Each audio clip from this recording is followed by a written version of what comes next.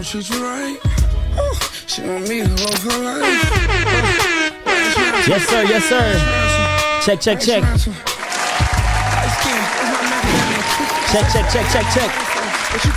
We're going live. We start with the YTB Fat. I'm gonna tell y'all why later.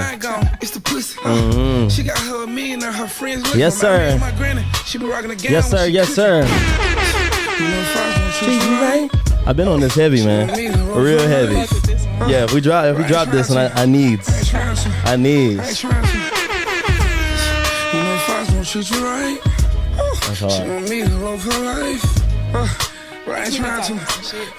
How you doing? There it is. Let me get some hand claps going, some gunshots going. Okay. And we live. Yes, sir, man. You already know what it is, man. It's Girls Like Sterl, a.k.a. Mr. No Cap, a.k.a. Sterling Jones from the Sterling Jones Podcast, where curiosity breeds conversation and ideas spark brilliance. Welcome to episode 4. We on episode 4. Which one of my hand claps? There it is. Episode 4. And I'm here with a lovely guest, a friend, a longtime friend, even though you said you hate Charlotte, which sort of... Okay. Yeah, I'm telling the people from the start that you said that. I actually love the city. I can't get it tatted on me. I can't. Okay, we talking about tattoos at the beginning. I feel like I'll put it on a hoodie, though. A hoodie? 704. Yeah. Everywhere I go. Okay. You know? As long as you repping it some kind of way. Yeah. You can put 704 behind your ear or something. Down right there. Nah? Well... Besides the fact that you don't want to put Charlotte on you. Today, I mean, we back. I appreciate y'all being here. If you're listening to me from your car, from your iPhone, from your laptop, if you're driving and listening to me, first off, I appreciate y'all. This is episode 4 of the Sterling Jones Podcast, brought to you by, sponsored by, and powered by Blow City Hookah Lounge. And today we getting started. Like I said, episode 4, I have a lovely guest here, a friend of mine for a long time. She reached out and said she wanted to come on, so we cleared the schedule. We got photographer Swavy's in the building, Key is in the building. You know what I mean? So we got all the necessary stuff. Usually it's just me, so it would have been just you and me, and I'm running everything. So it feels good to be low. Yeah, it feels good to be hands off. It feels good to be hands off for this episode. But I'm excited that you're here. I'm gonna let you introduce yourself and who you are and what you do and all that good stuff. Then we'll dive in. But without further ado, I do have the lovely, the talented, the beautiful Anjae Rayford in the building. You know what I'm saying? I got you. So tell the people who you are and what you do and all your, you know what I'm saying? Because I got real questions that we got to get to the bottom of. Let's do it. My name is Anjae. I'm from Charlotte. Mm-hmm. You know, as we spoke about. Work in music. Going towards a management side now, but I've done it all. Worked agency life. Mm-hmm. I've worked TV. I've worked directly with the artists. Mm-hmm. I've developed artists, so now it's time to just, take what I learned, take off. That's what's up. Me and Key was talking about HBCUs before you came in, and you went to Central. I did. Shout out Central. Shout out to HBCU. But no, Key, he works with a lot of HBCUs and does footage for them. So he came to state and got to see how we get down. But at Central, is love. I haven't made it to a homecoming yet because y'all's homecoming is always the same time as ours. Yeah, and last year they put it on the same weekend as A&T. I didn't feel that. Yeah, back right. College, See, used to you had to choose. Yeah, you had to choose. You going this way, going that way. But so I mean, me and you left off. I can't even remember. We met when Piedmont. Yeah, Piedmont. Met at Piedmont. Did you met at Piedmont? 6th and 7th. Oh, okay. 6th and 7th grade. Okay. And then after that, where did you go? I was trying to remember that. I went to East Mac. East Mac. Okay. I went to East Mac. Got you. It was cool. Mm-hmm. It was cool. It was real quiet. That's how I explain it. Okay. And I said East Side quiet, babies. Yeah. You know what I'm saying? Yeah. East Charlotte to the death of me for yeah, sure. Yeah. East Mac was quiet. Like, okay. I think we won like 4 football games my whole whole time you was there. The whole time I was in high school. It wasn't nothing to go to East Mac with a football game for though. It was like the basketball. I think they was straight. I actually played basketball. Really? Well, I was on the team. You was on the team. You wouldn't get no PT like that? I didn't want to. I remember one time the coach, they was trying to put me in. Okay, so I'm 5'7". Right. Like, and that's tall, you know, like on a common regular basis. But in basketball, I didn't think that was that tall, but apparently it was. Yeah. You playing like the 3 to 4? They tried to put me at the 5. Y'all ain't had no height on the team. They put me at the center, and them girls was down there bulldozing me. So I'm just like, no, I'm not going in. Like, I could run up and down the court, right. Beat everybody there, but I'm not finna y'all not finna beat me up down here for this ball. Gotcha. So that didn't last long. Hoops dreams ain't last too long. Gotcha. I got the sweatsuit. Okay, that's all you need. Just a little nigga to wear around. So then from East Make, you go to Central. Yeah, I went to Central. Central was cool. Durham wasn't the best, but every Dirty Durham. HBCU is really in the hood, so you really like, you know. Can't get away from that. Yeah. Right. I love my HBCU though. 100%. I will say that. I love my HBCU. I'm a defend it to the death of me. Yeah. I do think that they could do, like, the communications department. It's more of of course they have the law school, but the business department and everything like that kind of got a majority of the funding. Gotcha. But at the end of the day, I met my line sisters there. I crossed. Hey. You know, I just Tell the people. all of that type of stuff. So I'm AKA's forever in the building. indebted. I'm 1908 in the building. Yeah, that's what's up. That's what's up. Because y'all's homecoming is starting to like come up on the rise of where people want to go to. Man, last year that shit was so lit. Yeah, I know. I saw all the videos. Everybody, what's the dome? It's I think the Greek Bowl. The Greek Bowl. Okay. Bowl, yeah, Got you. It's the Greek Bowl, and I would say like I remember in college they would try to regulate it and try to put gates up and shit, and you know you can't. But it's too many people. Yeah. It's like and I love the way it's set up because as a member of D9, everybody kind of gets their own kind of spotlight. Everybody goes to the game, you tailgate, and then you don't go to the Greek Bowl until like the sun start going down. Okay. But you get over there, you got the Reds singing right here, you got us singing right here, you got the Qs over here. Gotcha. You got everybody just kind of like in their own space. Doing their thing, right. Yeah, they play, everybody get their moment, everybody get their shine. Our 5-year was last year. Okay. Well, 2022. We started setting off, like, we bought these pink, like, powder things. Oh, y'all went crazy. We started shooting guns all over the, like the little baby shower ones that people do? Yeah, but them shits was going. Like, they was like, and we was getting pink powder on everybody. Like, oh it was bad. Spraying champagne. Yeah. Okay. Well, that's what's up. But I love Central. And you was mass comm major? Yeah, I was. Public relations focused. At the time in college, I wanted to be a reporter, actually. Same. I wanted to be a sports reporter. I remember interning with not only the athletics department at Central, but I interned for this magazine in Durham, and it was a Black-owned magazine, and we were covering Duke, Carolina, NC State. Okay. Luckily, all of them were kind of like right there triangle, in that area. right? Yeah, so I would go to all the Duke games, write all that kind of stuff like that. But of course, I wanted to be on camera and stuff like that. Central didn't really have that much funding in their, broadcasting department for athletics. So I would just help out when I could. Got you. But I remember interning after I graduated. I went to Major League Soccer, and it was just kind of like they didn't produce enough episodic content. They were on Periscope at the time. I feel old, but they were at Periscope at the time, and YouTube just playing FIFA. Like, it wasn't even like commenting on the games. The games didn't even have that much airtime to even comment on. So it was just kind of like, I just didn't see really where I was like, it was kind of, and it was a boys club on top of that. Okay. And I ended up going to LA. That was in New York. I went to New York right after. I went to LA after I left because it was just like, they wanted me to freelance. Right. And you can't survive in New York off of like that type of salary. Yeah, especially not now. I went to LA, got started in music, and just took a sip of the tea. I ain't never looked back. So that's what I want to get into, because you jumped straight. So you went to New York for the internship. Then you said LA. Yeah. And then the music started there. Like, yeah. So I went to LA. There's an agency called ICM. They've actually been sold to CAA now. Okay. But I went out there because they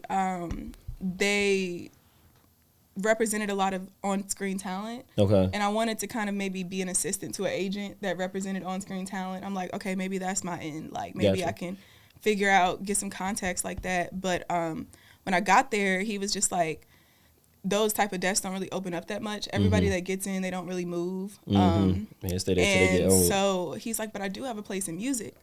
And I'm like, okay, and it was a senior concert agent, but he was just insane. I always say it was like a Devil Wears Prada situation because he was insane.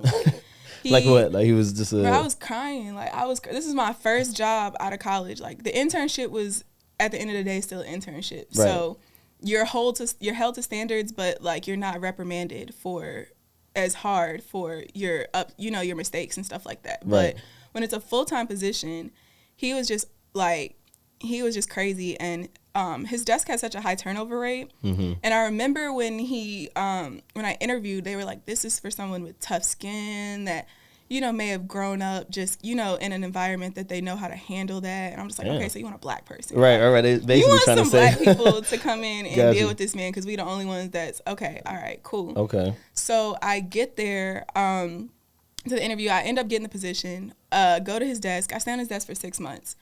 It was crazy. I was a second assistant. Luckily, there was another assistant there. But it was crazy. It was like we would be in there like 9 a.m. to 9 p.m. every day. Jeez. And it was an agency, so we booked shows. So it was like the agent I was working for, he was more in jazz and R&B. So he had like Robert Glasper and like Damien Escobar, Layla Hathaway, like stuff like that. They were making noise, Grammy-winning artists, but I just wasn't that familiar. But, you know, it was okay because I was right out of college, and I'm just like, whatever I got to do.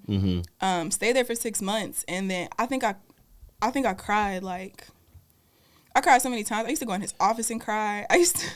Like crying to him, or like just crying about like the work he had you doing? Or just out of frustration? I'm not the type of person that can be like not good at something and just be like, especially if like it's an environment where I wasn't taught, you know, or I'm just thrown in and expected to just know, and then you mad at me when I make a mistake. Right. I won't make that mistake again, but it's like, it's like, damn, you know, and I was so young. Business. Yeah, it was very much boot camp. Like after that, I could go anywhere and take anything, and that's really what honestly built me. To be able to like sustain this long in this world. But I ended up quitting his desk. And going across the street to CAA. That was another agency. They just had a bigger music department. Started working for a younger agent over there. He was really cool, but he was more pop, alt rock, but he just kind of let me take more of the lead on everything. Right. Stayed there for a little while. Then I went to Dick Clark.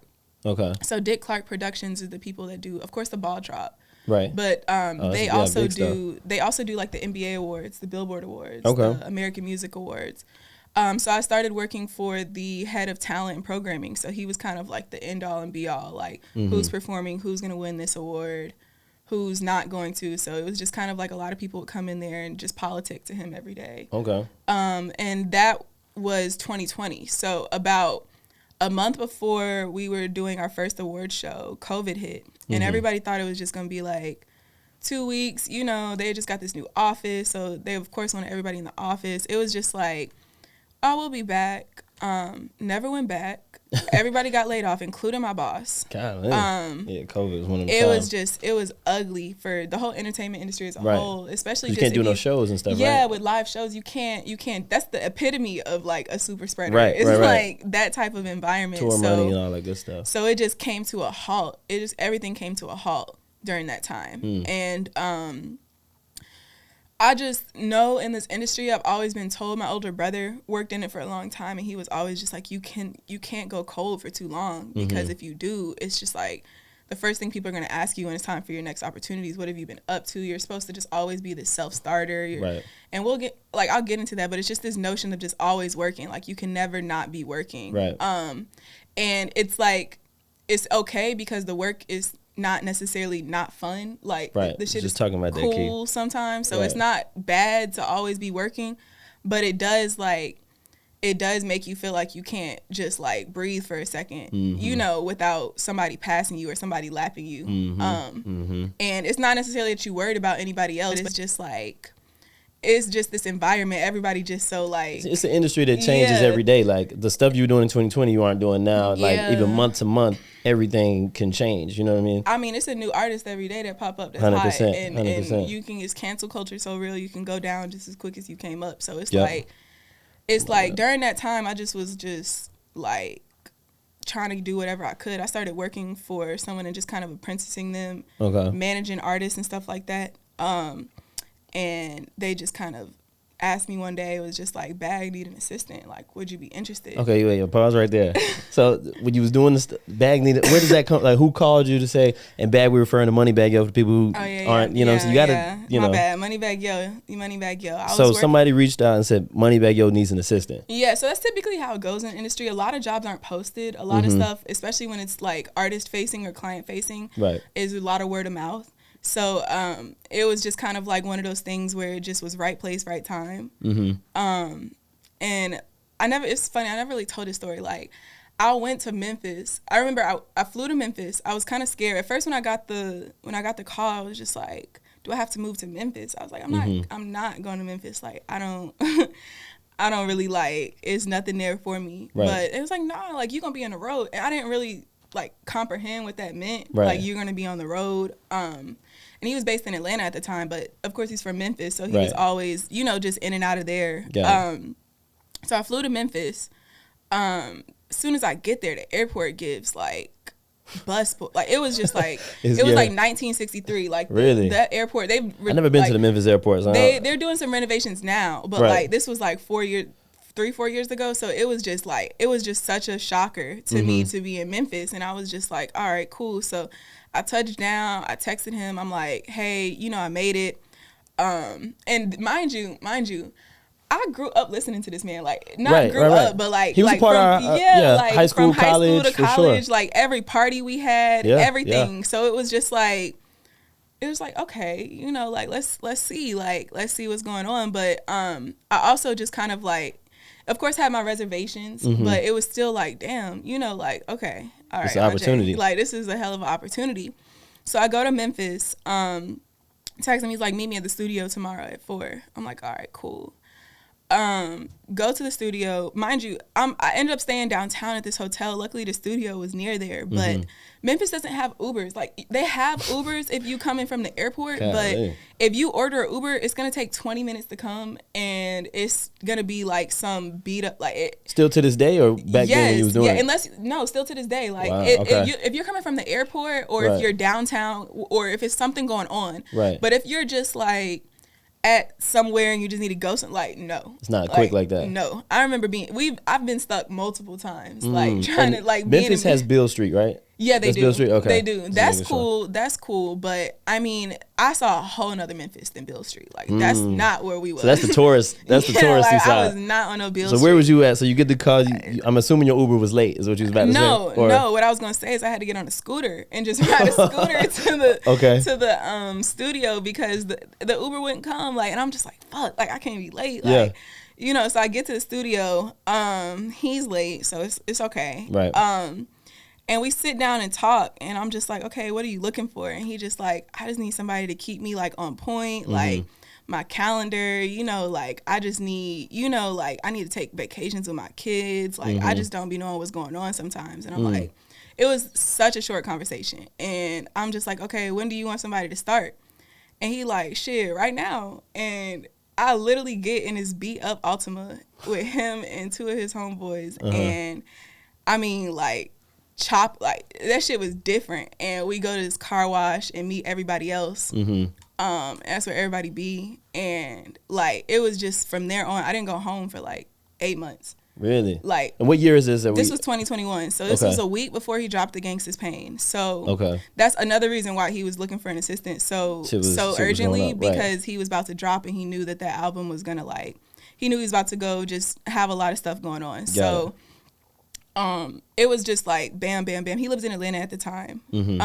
So I literally took, my best friend lived in Atlanta at the time. So I was just like, I don't want to get an apartment. I don't know like what's going to happen. Like, I don't know, this shit too up in the air. So I just literally brought 2 suitcases down to her house, met him. Like, we were in Memphis. I had to leave and go get like some stuff. And then go to Atlanta. So this time, because I got questions, because you'll run. So like, because I'm thinking of the viewer's side. Okay. So one question: are you being housed at this time? Like, when you're going that 8-week port, like you have to find an apartment. No. So like, when I say on the road, I mean literally on the road. So y'all on the road for 8 weeks? 8 months. Okay. I went to Atlanta. My best friend lived there. We would maybe be in Atlanta for like a day or 2 every 2 weeks. Okay. Everything else was like, it was like a show every weekend. Like, Friday it'd be a show in Cincinnati. Saturday it should be a show in like Daytona or Orlando or some random shit. Sunday it would be a show in like Detroit. And then Monday he want to go to LA for 2 weeks and record. So it's like, we just go straight to LA and just be out there for 2 weeks. And then he got another show, so we just get back on the road. Maybe he want to go to Miami. Like, you literally just living his life with him. And my second question, during this time, are you being paid yet? Oh, like, do you start off like you said the conversation was quick? I assume he, felt the vibe, you were a good fit for the position. is there like contract, not to get into your money bit, but like at that point, is that where you like you know, in a regular job, like you sit down, you get your like list of job requirements, your salary or however that works. I definitely had to like, of course, look out for myself at all times, but so did he. Like, of course, I signed an NDA, you know, like all that kind of stuff. And it was just kind of like, but it was weird because it was like, after we got through all that, maybe the first 2 hours, it was no period of just like feeling like I had to adjust. Like, it was no period of uncomfortability. It was like immediately like just hop into it. And I think that's because it was just me, like one girl with a sea of niggas, and like they gonna just listen. Like, it was just like, you know, it was just like, okay, what we need to do, like type shit. It wasn't like, and when I talked to him though, during those 2 minutes when I first, you know, like, I guess you could say interview with him, I was just like, the main thing, I was just like, I need respect from like everybody around you and you know, if I'm gonna be able to do this job. Like, I can't like, and I would assume that's a big thing, being a woman in the industry, a woman in the rap game in hip hop is a little bit even more like of a microcosm. Like, it's not a lot of y'all that do that, you know what I mean? Nah, and it's a lot of people that have never really been like with the artist, like working on their day-to-day, working at a label and like all of that kind of stuff like that is so structured and so it makes sense. But when you work with the artist, you are literally living their life with them. Got it. They, especially as an assistant, it's like you get so just kind of like engulfed in their everyday life that they just don't even want to go nowhere without you. Like, they don't want to like.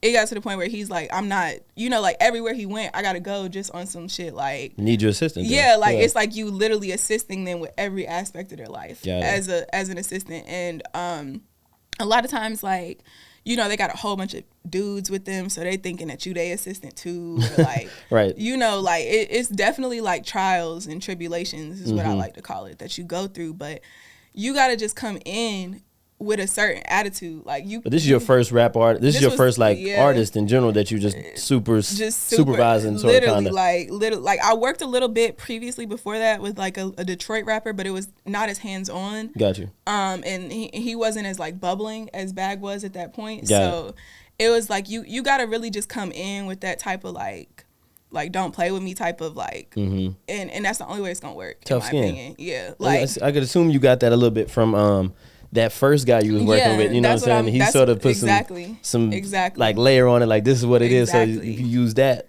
with this, the same thing can sort of fly. Exactly. And like I realized with him, like I had to come in with my first job, I didn't really come in with the same type of confidence and the same attitude. And I realized later that when I tried to like, you know, like, okay, don't talk to me like this, or just kind of like, you know, like, you know, I didn't mess this up, or like you tripping, not me. But it was just kind of like I didn't get that same just response. Like I had the short end of the stick for sure. Gotcha. So I took that, I learned from that. And honestly, like that was just the only way I really survived in that environment for as long as I did.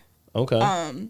So before we break for the next portion, real quick, one question. What was the best part of that beginning, like maybe like 8 months or whatever that y'all was on the road? What was the best part and what was the worst part of it?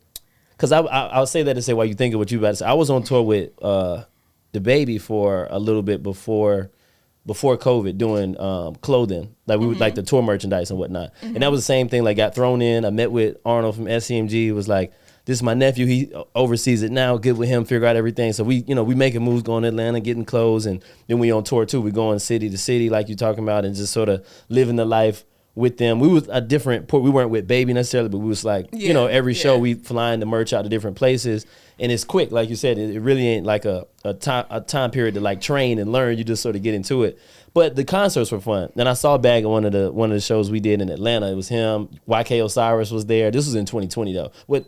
Right before 2020. It might have been one of them like radio shows where they book like a lot of times. It was a lot of people. Like Tusi open. Was it Birthday Bash? Nah, it was the Kirk tour. It was Baby's tour. Oh, okay. Yeah, it was the Kirk tour. So he had he was on that song Toes. I don't know if you know from the Kirk out. He was there. YK Osiris had that song Gospel with him. And it was a couple people that just came out during the show, but Bag was there. So I was just gonna say touring was fun though. Touring, like when the tour started, we just go in and watch the show. Before that, like I'm out there slinging t-shirts like crazy and slinging hoodies or whatever. But then when the show starts, everybody's inside. We get to watch, you know. So I was sitting up in the box with DJ Kid's mom and just hanging out and whatnot. But the touring was fun for me. I like being city to city, sort of moving around. But what was like your favorite part of that first initial couple months that you was there? What would you say? See, like it was just like it wasn't necessarily a shock to me how fast the lifestyle was, but it was just like the new city every day. I realized I actually really like being on the go. But I would say my favorite part like was just kind of like the stuff I started receiving for free. Like I just started like just getting what like you get for free? I just not okay. Let me put it the perks, like the perks, like just when you walk somewhere, like if we go to a city to a if we go to a city, I could just hit like the biggest restaurant up or like some soul food and shit, and bag coming through. They come with platters. They laying out everything like, for you. And just even if he didn't want it, even if I just wanted it, like he ain't gonna like 100%. Yeah, the perks. So stuff like that was fun. Okay. But like I would say the least favorite part of it was just kind of like I lost my personal life a lot during that time. Yeah, 'cause you did sort of go ghost, and then you hit me one time. It was like, you know, if you need to send some merch, send it to me. But like at this, I didn't even know you had, you know, like I didn't even know you went off with Bag. I didn't know none of that. Yeah, I didn't. You know what I mean? I don't like posting. Like when I first got it, I didn't like posting the life. I didn't want nobody to know it. I honestly like see the downside to that now because it allows people to create their own narrative about what you have going on. Right. So if I thinking back, I probably would have just kind of like cleared the air a little bit more. But then again, I'd be like, I don't like. But it was fun. Like it was really fun. I remember the first time I got on a jet. First time I got like on all that kind of stuff. So it was very fun. But again, you know, like the only girl. I'm very aware, like, I think I was, like, I had just turned 24 at the time. Okay. Like, I'm very aware also of, like, what I look like, too. You know, so it's, like. You gotta be careful. You know, I'm, like, very just, like, self-aware of, like, the situations that I'm putting myself in.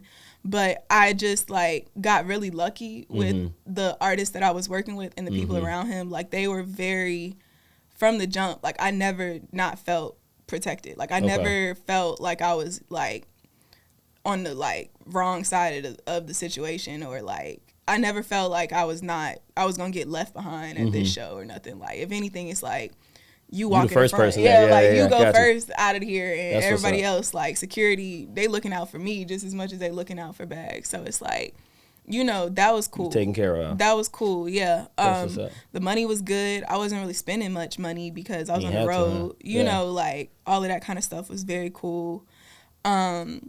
But yeah, I lost my personal life for like a good, even longer than that 8 months though. Like I would say for like a good 2 years. It was very hard to maintain both with just an artist of that caliber. Gotcha. Because they're always like, it's never like that, okay, I just got to get through this and then I can chill. And you can chill. Right. That's why I'm surprised that you made it here. But we're gonna talk about that while you're here in shop. But before we do that, we're gonna break real quick and shout out to our sponsor, Kick Session. Kick Session is a sneaker restoration company that performs deep clean, suede cleans, repaint, midsole, the whole nine. If you need your shoes redone, and you're in the Houston, Texas area, or you can ship it and get your stuff shipped there and they'll ship it back to you. If you need your shoes done, if you got some busted kicks that you want to bring back to life, Kick Session can do it for you. Make sure you tap in at Kick Session on Instagram. Tap in with them, and when you do, make sure you tell them that Sturl sent you. You already know what it is. You dig? Yes, sir. Yes, sir. And we're back. I think our chairs shifted a little bit. Yeah, we're good over there? A little bit. Yeah. Cool. So we got a lot of industry knowledge on that last segment. That was dope. And I still got more questions, but we're gonna shift for a second. So talking about the music industry and where it is off camera. Off camera, I always say are the best conversations. I know. You know what I mean? So, but we was talking a little bit about the industry and where it's at right now. And Key and I were talking about this before. Right now, April, like if I had shot at the beginning of April, I would have had a lot of content. But I'm sort of glad I waited, because now we looking, you know, we're going to dive into the Kendrick and Drake. But I want to start with what's a little bit more pressing to my heart is the CB, the Chris Brown versus Quavo. Have you heard the tracks? And are you like, I have. What you think about all that that's going on with that? So I think like Quavo, it's like when you in this industry, or just period in life, when you try to bring somebody down about shit that everybody already know about them, it never works. Like, it's like he's calling him a woman beater and all of that kind of stuff. Like, while I don't condone any of that, like, that is insane, and he definitely, you know, like, definitely insane. Every reprimand he gets, he's definitely insane. But you can't diss him on some shit that everybody already know. Like, right, for sure. Like, where's the tea? Like, yeah. you, like, at the end of the day, CB gonna be CB. CB can do everything. That's the reason it's gonna be hard to take him down. Chris Brown is one of them that will 100% do everything he said he gonna do. Like, he gonna take it there with you. And I feel like Quavo, he gonna take it there with you. Quavo got a little bit more to lose than Chris Brown in this beef. Chris Brown already the bad guy. Like, he been the bad guy. He always gonna be the bad guy. So it's like, and you bringing up shit about, like, you, it just don't matter now. Chris Brown is a whole singer. He come out and rap a diss to you and say that he fucked your girl. Yeah. While y'all was together, like, publicly together. Crazy. And, like, on your disc, you did mention that, like, on his, like, he said something about making Saweetie, like, another Saweetie with a model or something like that, which I'm, you know, like, honestly, like, I don't really think Quavo made Saweetie. Like, I'm not going to give him that, like, at all. I think that, of course, just like any high-profile relationship, y'all both start benefiting Everybody off start of it. bubbling, right. And, you know, you may have some skills, a better beat selection than her, or your producer may have some shit that sound better for her. Your engineer may be able to record with her and tell her, don't say this like that, say this like that. Ghostwrite a little bit you for know, her. like, it may be some shit like that that'll help, but, like, she is definitely, like, I don't really fuck with people when they try to say, like, they made somebody, because it's like, if she wouldn't have dated you, she would have dated another rich nigga. Like, she would have dated a different rapper. So, like, it's just like, I don't really agree with that. Yeah. However, like, I also, with her response, she didn't address Chris Brown. Like, she only addressed Quavo. You can't say nothing to Chris Brown. But she can't say nothing to Chris Brown, because that man is gonna, like, unleash holy hell on anybody. He one of them people that you just tread lightly. He's an untouchable. He's an untouchable. You know he's crazy. Like, you know he gonna. And it's crazy in a good way too, because it's ironic that we was talking about the artist development piece off mic. I watched his interview with Tank and Jay Valentine with R&B Money last night. And who, Chris Brown? Chris Brown. Okay. So he was talking about how he got discovered and the artist development portion, and that's how it happened. He was on like a demo tape. I think her name is Tina found him and reached out, and he like went through a boot camp and went through like the mall circuits, then the school circuits, and then like the Scream tour with Omarion. So he has all of the training. He's been around for all of our childhood, even relevant to this day. So it's just like he got so much skin in the game that you can't really do nothing about it, and he does everything. You know what I mean? This is the thing with, like, when people argue with Nicki or like Drake or Chris Brown, these people have real diehard fans. Like, right. Quavo He talked about that too. Yeah. No fan base. It's Team Breezy. Like, it ain't no Quavo high. It's no Team Huncho. It's no none. If of anything, that. it was the Migos. Yeah, as a collective. As a collective, exactly. But now all of y'all are doing your own thing. Right. You know, R.I.P. Takeoff. But like, it's just really hard to take somebody down when they got a crew of supporters that know everything that they, you know, like, right. Like, I think he said something about like his auntie house getting ran in. Right. And some of this I didn't know. I think it's sort of older. And then the Frank Ocean fight, they got into a. But it's like without kerfuffle, any, without any, like. It's just really hard to believe that shit sometimes. Or we don't even want to believe it. It's just kind of like, okay, like, and what else? Like, you know, Frank Ocean ain't finna come out and confirm this. Facts. Frank Ocean don't give a fuck. Right. You know, like, his auntie ain't finna, like, Chris Brown can do it. I don't know. It's just a CB tough situation. CB, dog. I'm not gonna say Quavo, like, is a bad rapper or didn't have, like, a good diss. I just don't think that he's beefing with somebody that, like, that's beefable. Yeah, like, I don't think that that's, like, really gonna end in any way, because musically, like, everything, like, Chris Brown lapping Quavo. Yeah, so 100%. It's 100%. just like, I fuck with Quavo though. Like, I don't think we all do, but everybody fuck with Chris Brown. Yeah, I fuck with his celebrity. Like, he's very good at being everywhere, fucking with the right people, getting in with the athletes, getting in with the this, you know, this brand, this man, you know, he's very good at being a celebrity. Right. But Chris Brown is better. Yeah, Chris Brown is still Chris Brown. For like, sure. It's like that. What's that top 10 that Joe Budden be talking about? Yeah, that top level Chris is Brown in there, and it's just him, like Rihanna, like Beyonce. I mean, it's a select few. I think Joe Budden be saying it's like 7 people. Yeah, you know what I'm saying? The Untouchables. And, that's it. The Untouchables. And CB is definitely he's one of those. He's in there. So I mean, if we're looking at this beef from an objective standpoint, I think everybody sort of know whose side and who won, and I think everybody has a general consensus of even the record. If we just go on record for record, it's better. Yeah, you know what I mean. Quavo doesn't even have like, I think his solo album was like right. It didn't hit. You know what I'm saying? Like they Offset's don't really did better than his. Yeah, like Offset is on a whole tour right now. I don't think has Quavo toured. Like I don't. So that's the funny part. Today actually, they said that Chris Brown bought out all of his the front row seats, and it's like Connecticut or something. Yeah, like that. and it's not a lot of people out there. It's not honestly, whether Chris Brown would have bought him or not, nobody's going to a Quavo. Like it's like you fuck with Quavo, but like as a celebrity, like it's certain people that their celebrity is bigger than their music. Right. Tank was talking about that. He went overseas to a Chris Brown concert, and he was saying like people that he was outside like maybe an hour before, nobody out there, and he's wondering like where everybody is. Everybody's already inside, seated, ready for CB, and these people don't even speak English. That's what I'm saying. Chris Brown can go to Germany, he can go to Japan, he can go anywhere, and they're gonna sing his songs. I was in 4th grade. And Chris Brown came out with that what's the album with popping? It's self-titled, right? The self-titled one. Mm-hmm. That was when we had the physical CDs, and you could take the thing out. Yeah, and it had I know what you're talking about, the poster. And it was a poster. Like I did not play about that poster. I know exactly what you're talking about. I had it too. Biggest Chris Brown fan. Like it's like him and Drake kind of came out at the same time, and you can't fuck with that type of fandom that when you grew up on somebody. Yeah. It just kind of like them songs take you back to a certain time, a certain place where you were in life. And those songs, I mean, Yo, and then Walt. I mean, because he was talking about, I think, "Run It" was the song that sort of blew him up with Jules Santana, and then the next album, the one that took him there, was Wall to Wall. But even throughout that, all those albums got just hits on it. Hits, like no skips. Like Poppin', Young Love, yes. like all of Excuse Me Miss, what? It's Chris undefeated. Brown is like he undefeated. Quavo, he does have that tape. What was it? What was their But Quavo's always been more known for his hooks, if anything. Yeah, like he got some shit, but it's like we not playing. Like I don't know. He got time and a place music. Yeah, like, for sure. He don't really have that like I don't know. Chris Brown got that star power, man. You can play on anywhere, anytime. And you're gonna listen, and everybody's gonna know the song. Everybody gonna sing along. So like my thing with niggas be like, how you gonna say you made Saweetie? You ain't never, like she Grammy nominated. Like what? Like what do you know? Like you said, she was gonna be with a rich nigga anyway. Regardless. Like somebody was she was gonna get to where she at regardless. Yeah. Like she was never not going. Like that's what people gotta understand. Like Saweetie is not dumb. Are you a Saweetie fan? I'm a like.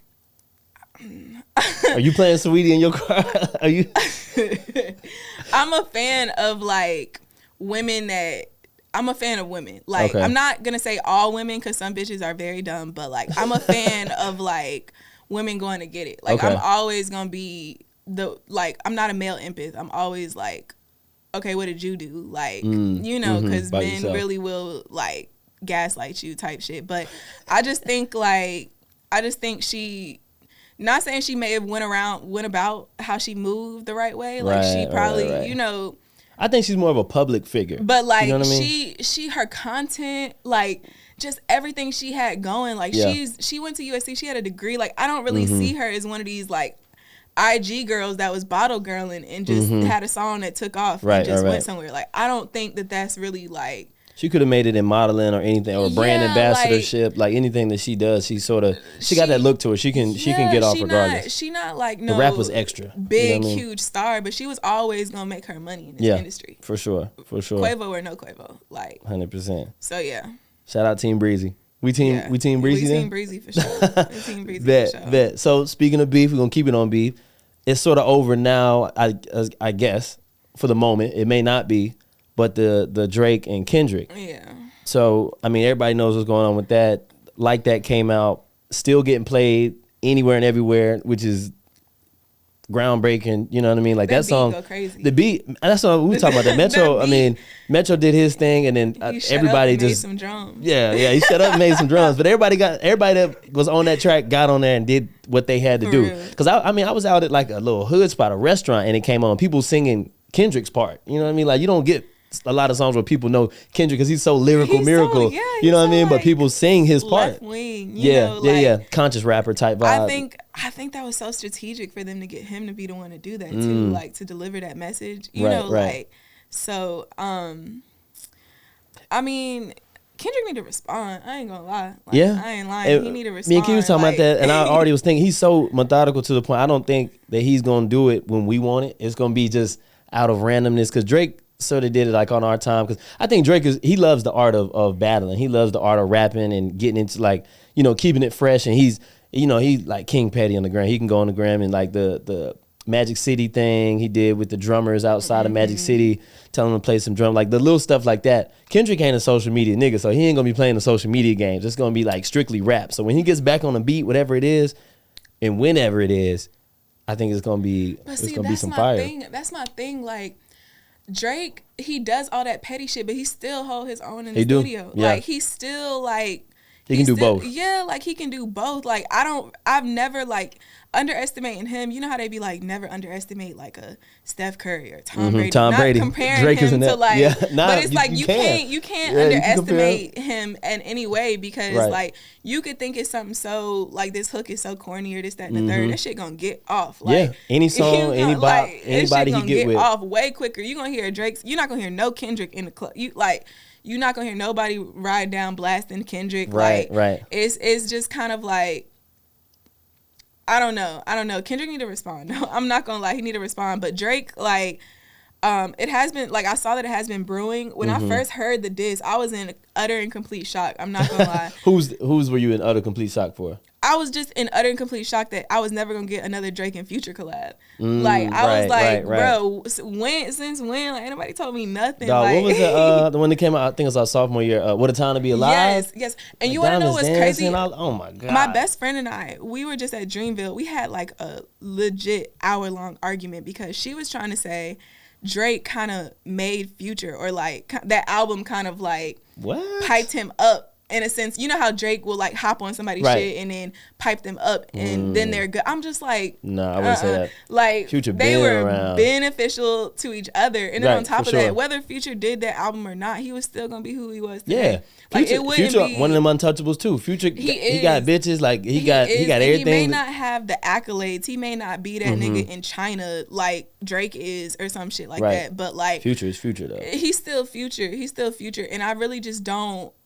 Is another person that you really can't underestimate when it comes to stuff like that. And that's why like him and Drake are really equals in my opinion. But the only difference is like I just don't know, like they're equals as far as their position on like that, but like Drake is just, like their position as far as like respect in this industry. But Drake, nobody touching Drake when it comes to them numbers and shit. He out of here.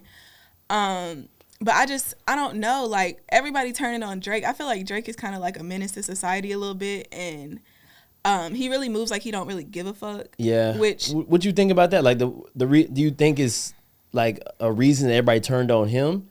Because I mean, you know, like we keep talking about Joe. He said some things about what Drake has been doing behind the scenes. I'm like Drake probably just be fucking with everybody. Like Drake probably the type of dude that just like just pop up and DM your girl just because, like just to try some shit and don't really care because you not finna like I'm you Drake, know man. Like I'm Drake, you know, like he that type of person, like, and just don't really see many, like when he's been a star since he was a kid, like he's been on an upward spiral since. That's the epitome of privilege.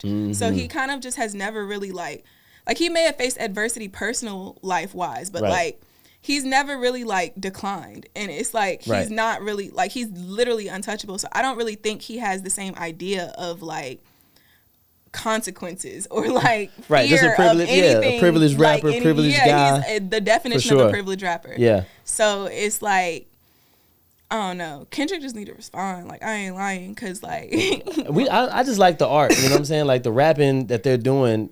That's top level rap. Just like we watch LeBron to see top level basketball, we listen to them to see and hear top level rapping and top level music, which is why we were a little upset about the J. Cole thing. Because I think J. Cole is a top level rapper, but that he put a wrench in the game for North Carolina niggas, light skinned niggas.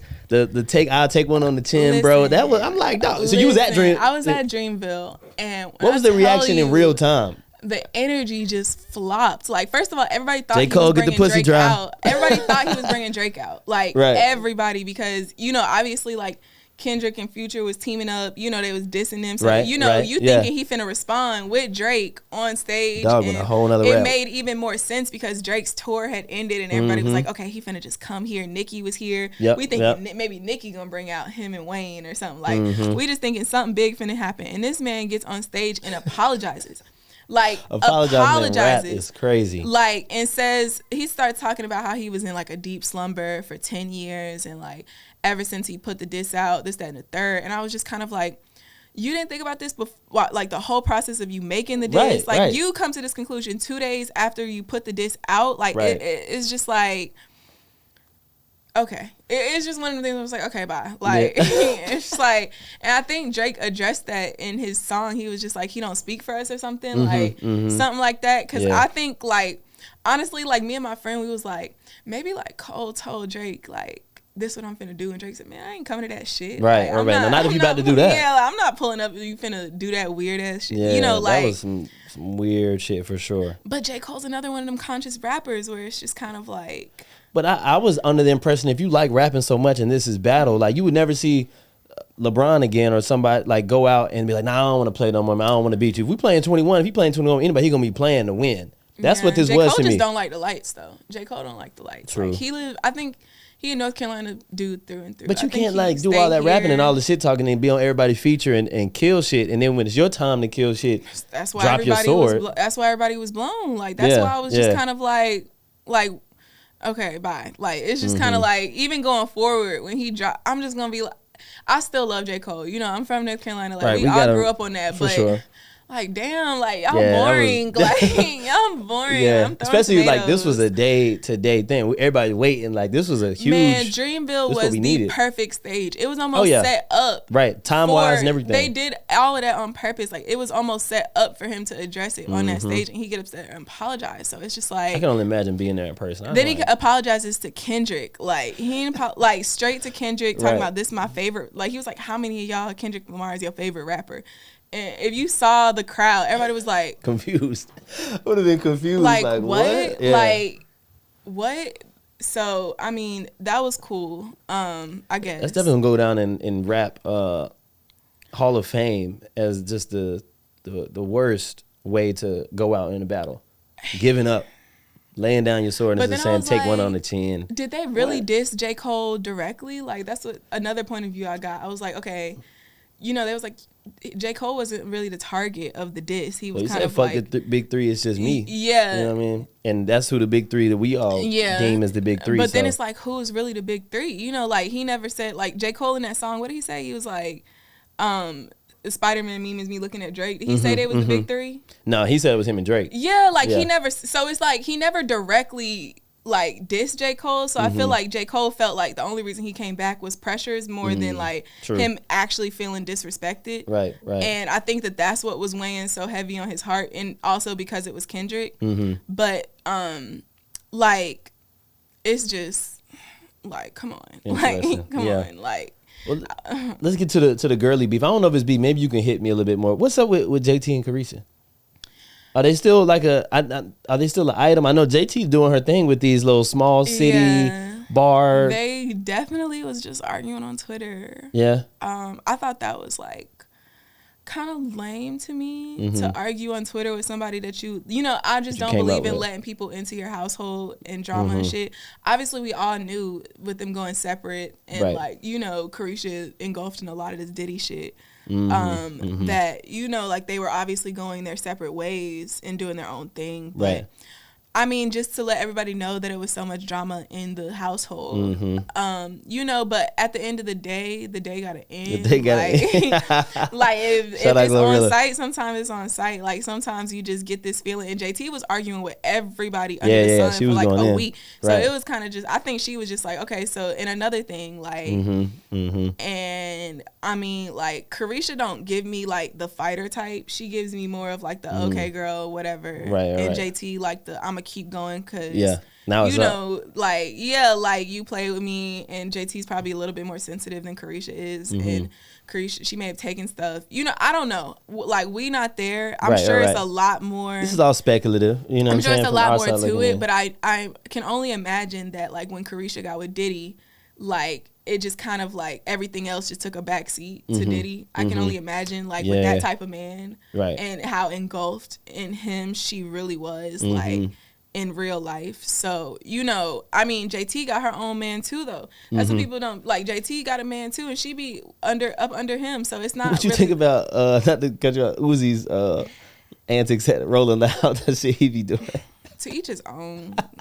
I mean, if anybody would do it, it'd be Uzi. You know what I mean? But that, like, I mean, he on like with the purse and like the way he be performing his shit. I can tell you a story. One time, one of these security guards that like sometimes you just hire extra security in a city when you going somewhere. So one of them was telling me how he was like, he does Uzi a lot. He was telling me how like they was at this festival one time, and he was like, Uzi would literally like climb shit and like run away from them, and they would have to like go try to like stand in position to catch him if he fell. Like that's all they could do. They were helpless. Like he would just like, a lot of times artists hate security. Like they really don't like security unless they move by themselves, but they're not really like the type to have people just following them and all of that kind of stuff. So it's very normal for artists to be like, fall back, you know, I don't need you, da da da. But to running like, away, he's so little, and y'all he's at a festival and he climbing shit, and like that was just so funny to me, because I could see it happening. Like I could totally see it happening. Running and then he away. get down and he just looked like you know, like some weird ass shit. Like, you know, like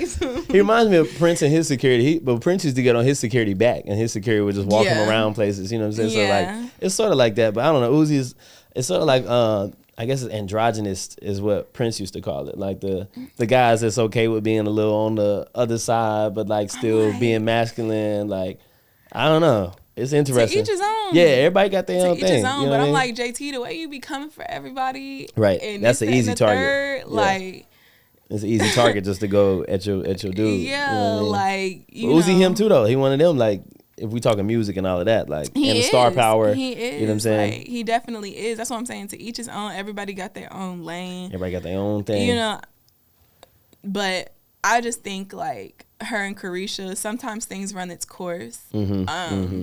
They definitely had an era. They had an era. Like they really kickstarted a lot of the like movements as far as just like the girls and rap and just this idea of I'm not doing nothing unless you pay me for some, like pay for some shit for me. Like they definitely like kickstarted a whole mindset within. So where do you fall in that? We got to ask. You're a woman. You said you're for the women, and you're in the industry. So like I know you hear it a lot. You probably see it in real life. Like the girls is coming to maybe after parties or studio sessions, and that's the mentality that I wouldn't say the majority, but a lot of the girls are having now. Like, what you mean? Okay, you gotta. So where do you stand with that? Like, are you on the side of like the girls that think I'm not doing shit unless you pay for me, or like are you on the like? Okay, so pay, like I'm not doing shit unless you pay me is like literally prostitution. Like I'm not with that, but like I am also not with this idea of like kind of playing this role for a man and he's not doing it for you. Like 100%. I don't fool with that, because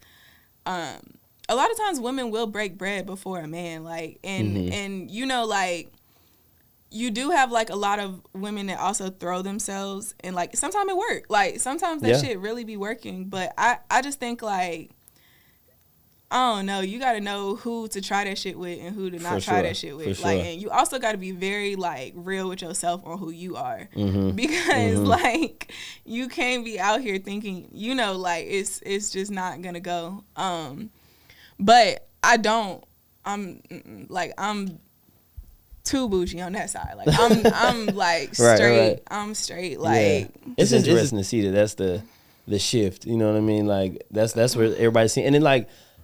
I don't know. But on the same tip, I feel like niggas want to be girls. Like niggas be so sassy. Like they be so like I'm sassy. Huh? It's a sassy man apocalypse out here. Right now. Lord, like it's real. Like how so? Men want to be like they want you to like almost just chase them sometimes, or like just kind of like the way that they react to stuff is kind of just like I don't know. Men are sassy. Like responses like. Just to, you think the women have made them sassy? Like we gotta be defensive. I think men are haters. Oh, like Lord, I think men are haters sometimes. Like, we better have some beef. But only in a sense of like, because I've seen it. Like men will really get mad that a woman is out here having her way on someone else's dime and be like, you know, like bitch, you don't think you know, like, don't think you know, just, you know, almost just be a hater. Like, there's no other way to put it. Like, I've definitely seen a lot of that, and men just kind of have this idea of, like, they should be, I don't know, like, or, like, I'm not doing this for you. I'm not piping you. I don't know. But then on the other side, I feel like social media men are a certain way, and then men in real life are another way. I was about to say, it's probably it's a divide. I wouldn't say that you're totally wrong, but I wouldn't say you're totally right. But social media has conflated both sides to look real crazy. Like, dudes is doing this, girls are doing that, and it's really hard to tell what's going on in real life. You know what I mean? Like, who? I can tell you now, it's no man on this earth that's really getting money that's telling everybody on Twitter that they not gonna give a bitch no money. Like, it's no man on Twitter arguing with nobody that's really out here getting money. Like, men that really get money, or like just men that are providers in general, like, they offer, and it's not even like you have to ask. Like, or it's that's why I think it comes in when you start asking or demanding or saying I'm not going to do it until we want to do it. But like, if you got a bad attitude about it, it's not going to you know what I mean? Like, that's the part where we like, all right, well, fuck it. And I was going to do it anyway, but now you talking like that. Yeah, I do get that. I do get that. You know like, I do. It's the entitlement portion. I was about to say, I don't think that you should have a sense of entitlement when it comes to a man, but I do think you should have expectations. Of course, right. Be like, but that's where you have to just be real with the type of person that you're dealing with. That you're dealing with. Like, you can't expect like all of this shit you see on social media from like a, you know, like, be real, and you also have to like, and I think that like when you go to like mental health of like men and women and stuff like that, I think that's where social media comes in, because women be expecting it. I talk with a lot of my guy friends, and they'll be like, it's like fucked up how, like, you know, they're expected to do certain stuff, and when they can't, it's almost like, you know, or like, it's not even, I don't know. I think it's the availability of options too. Like, girls got options out the wazoo. So like, if one dude don't do it, they can go to another dude and find someone who gonna do it. See, what, you don't believe? I disagree. You don't think y'all got unlimited options? I disagree there. I think that it's the other way around. I think it's the other way around. Men be having so like, what? Man, I think it's no. You can be a woman with nothing and get a dude that's got everything. You can't be a dude that has nothing and get a woman. Period. Okay, touche on that. But as far as the options and like having, you know, like, I mean, dudes go through a lot of options because we're used to rejection. You can go like, dudes go to the club, for instance, and you gonna talk to one girl. If she don't take your, you know, whatever, you can go to the next girl and do that. You can sit there and have 20 niggas come to you and not blink an eye. That's what it's gonna be. A dude's gonna buy you a drink. A dude's gonna, it was just talking for the club, but just in general, like, y'all are awarded a lot more for doing nothing. A guy has to already be something, do something, be of status. I mean, you round like the niggas that's like, that's really get money. Those guys are the guys that don't have to do anything. They can sit down and have 20 women flock to them. But the normal dude that's at these clubs or just sitting around, their options are few. Okay. You right. You right. But I be seeing like, I see guys, like regular guys, like my friends, like and I don't want to use this word regular, but just like guys that aren't famous or like, you know, like just people that are just, you know, regular. We can say regular. That's like normal. Like my friends out here getting played by them too. Like, no, they out here playing bitches too. Like it's not like it's any difference. Like they playing bitches just like like it don't matter. Like it's really like. A man is only gonna do what I feel like at the end of the day, like he only gonna do that for who he, like, I don't know, like they playing like you telling me you don't be like, I like Sterling, like you bringing this up to me? Yeah. I mean, like it don't matter what, like, because there's always someone that matches where you at. There's always someone like that. But you know, as a dude, you know who you can play with and who you can't, or who you want to play with, or who you want to marry. Like we already know that off top. And the whole like thing is like you dating to figure out those things. You know what I mean? And if you're single, like if you're a single dude, I say go for the stars, bro. Like do you? Because like at the end of the day, you'll find some, like our time is a little bit more available. We can play around a little bit longer. Maybe that's why our biological clock is a little bit longer. We can play around a little bit longer and not take it as serious. And maybe that's why the guys, you know what I'm saying, they playing around and doing shit like. Nah, yeah. We're awarded that option, but they be like that.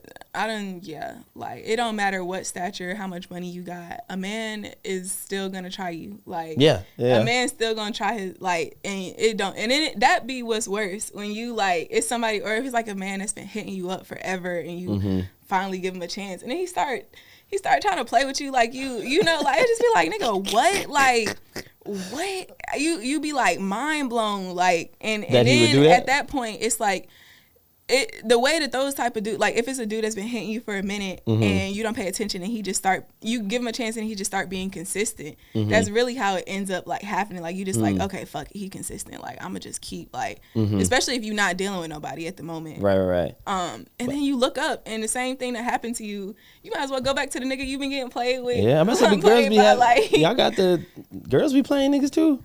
Everybody be playing. Everybody be playing. Everybody be playing with each other. But to the conversation of like what someone is supposed to do for each other, I think it's like whatever matches what you have going on. Like I don't think you should expect like what you see on social media from like a guy that's just working on, you know, like a 25, 26-year-old that's just working on himself. Like you can't even put that type of pressure on somebody. You're not going to get the right type of, you're not going to get the person that you want out of them. Like, but at the same time, you know, like I think women, you know, like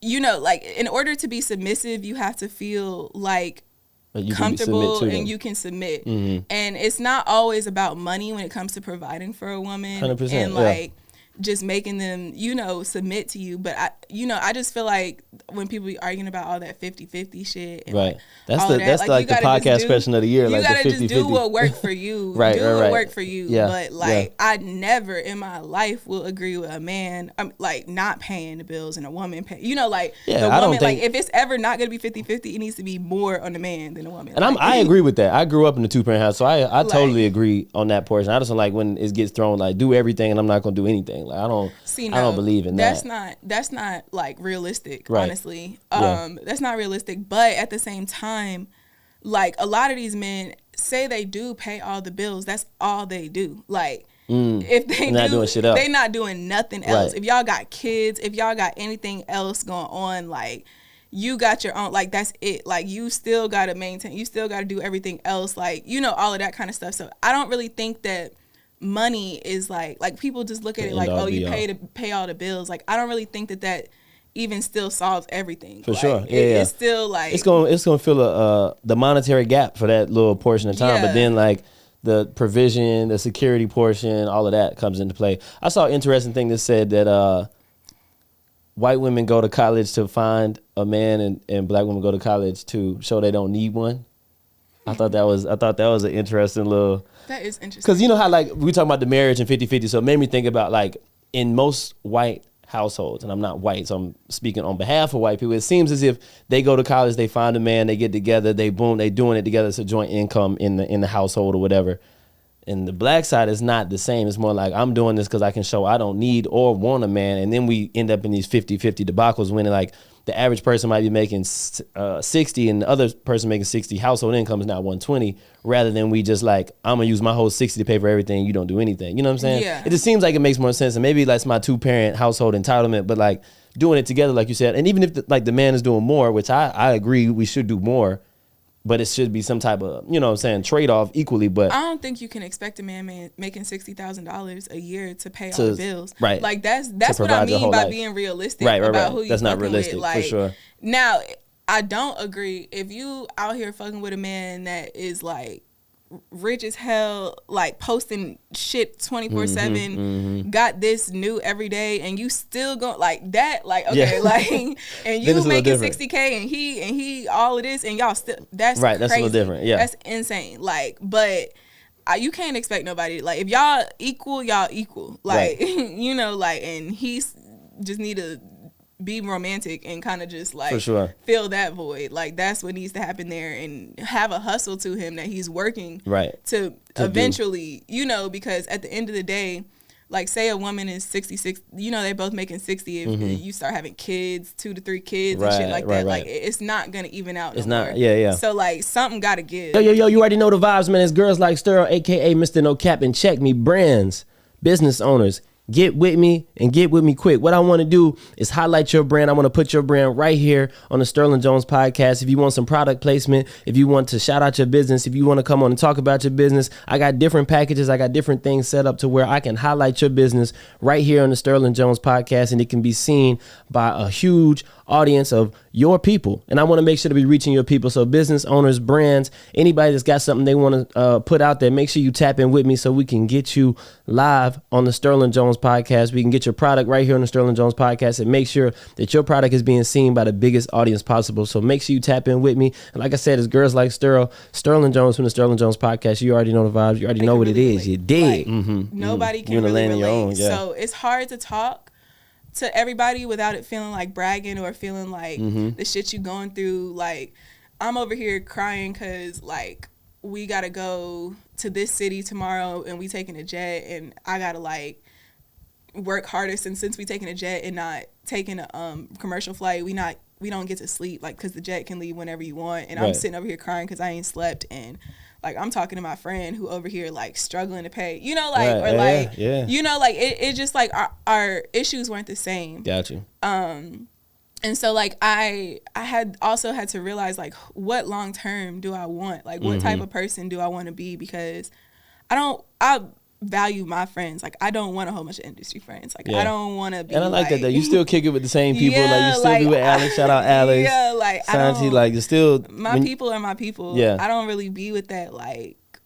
And me, you hit me up. Yeah. I fuck with that. Yeah. Hit me like, once I want to come on. I said I must be doing something right. He said I'm looking good from what I'm doing. So I fuck with anybody. That's like, what's up though. That's just, what's up. Just kind of like moving forward. Like, just keep doing shit. Keep trying shit. Like, if it don't work, try something else. Like, pivot.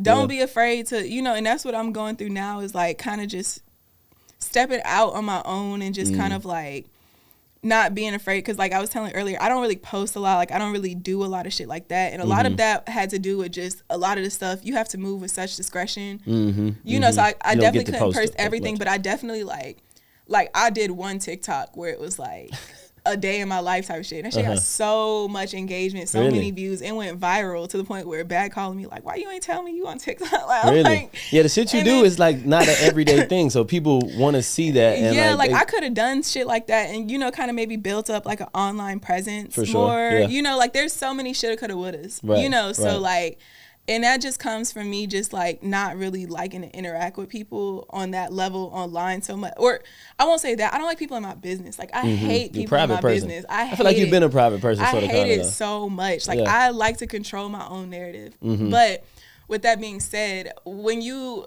get older and you do a job like what I did, when you don't say something, it's hard to control your narrative because all I'm posting is what I have. So that allows people to create their narrative. Right. And I'm not clearing shit up. Like, I'm not.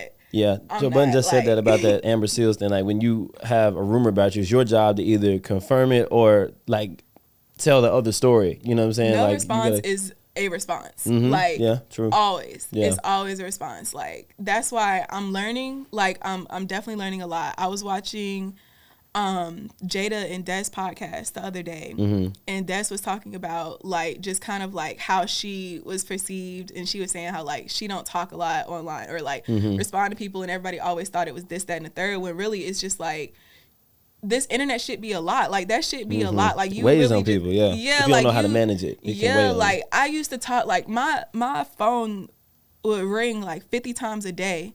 And so when I don't have to talk to nobody, I don't want to talk to nobody. It's definitely not going to be nobody online. Like, it's definitely not about to be nobody, like, me explaining myself to nobody. So, you know, like, that's where that comes from. But I'm trying to, like, venture into a different path. Yeah, I was gonna ask you that because that's on the board too. Your 5-year plan, and you when you came in here, one of the first things you said, I don't podcast or talk often. But I'm trying to do different things, and that's why like the premise of this podcast in general. I like to bring people on that don't get to tell their story often, or just like choose not to, whatever the case may be. And like, this is your time when you like get it all off, say what you got to say. So like for you, you don't do the podcast in public speaking or like on social media much. So for the next like 5 years or whatever, with this new venture and the change in plan, like what do you plan on doing more of, doing less of? Like, what does that look like? I plan on doing more. I plan on doing more shit for me.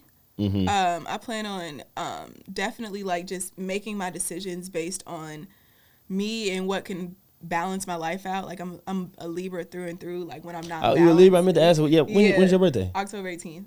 Okay. Yeah, so when I'm not balanced, like, that's when I start feeling like that's where I kind of like, even when I was with Bag, like the personal assistant job, like I just wasn't balanced at all. It's like, all it was his just stuff. all him. Got you. Me a little bit. Like, even when I tried to make it me and tried to balance out, because it's not necessarily like he was telling me that I couldn't do it. It was just it's so demanding. Like the job is so demanding. You don't really have time for all of that kind of stuff. So I definitely, my next 5 years will be like all about me. Like every move I make is going to be to benefit me.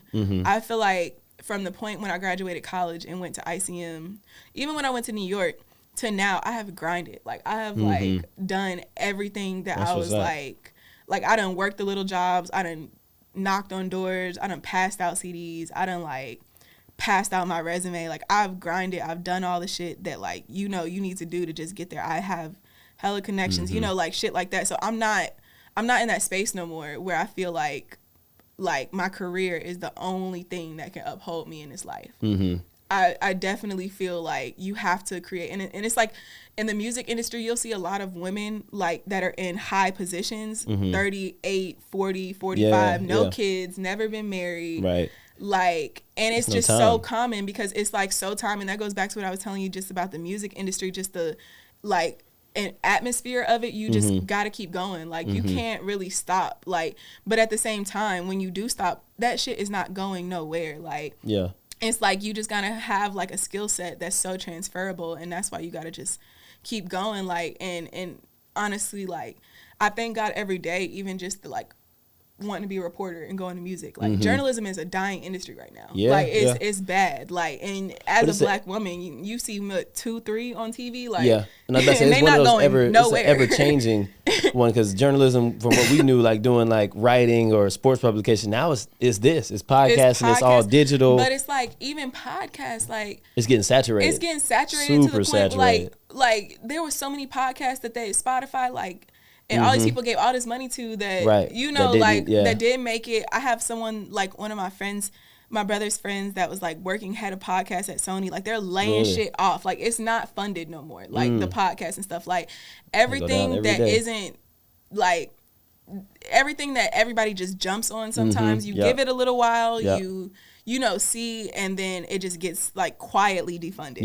Very quietly. Like, and I feel like the way we consume everything right now is just short form content. For sure. Like on the main 3 platforms of Facebook, Instagram, and TikTok. And it's like you're not gonna go, like I tried to read an article the other day on like the Washington Post on something, and you gotta pay just to read the shit. You do. And I'm just like, Charlotte Observer too. I'm gonna just go to Twitter and search it, or go to TikTok, and I can see a visual 2-minute video of the article. And they gonna send you the notification. Like I don't even what was going on. like, Something came up on my Twitter, and then it came up on like the news and all. I was like, I already done seen this for free on Twitter. You know what I mean? Yeah. So, I mean, even just with the presidential candidates communicating to us on Twitter, it's just like, and I think that's, you know, like they talking about TikTok selling our data. It's not about that. Like they just can't, you know, like it's not censorable. Like it's not. They can't control it as much as they want to. They can't control that at all. Yeah. And it's like we're seeing everything from all over, and it's, you know, it's like, that I don't even want to get into that, but it's like that's a whole thing. It's like I feel that though, because I mean back then, like